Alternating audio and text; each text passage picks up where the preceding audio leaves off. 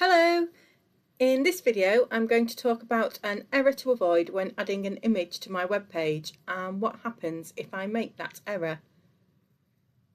In preparation for this video I have made an additional coding template called Mission 1 Errors in my coding folder. It is an exact copy of the coding template from the previous video.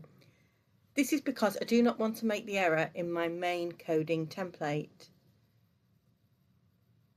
The Mission 1 Errors coding template is now open on my desktop.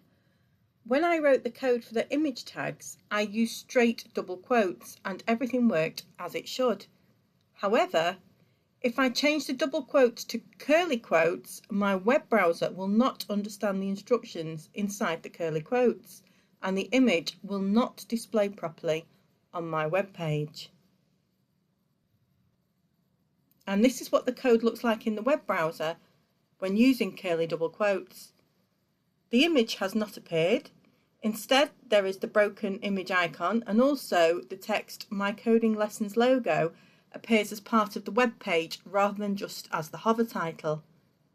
It's very important when coding to use the straight double quotes and not the curly quotes.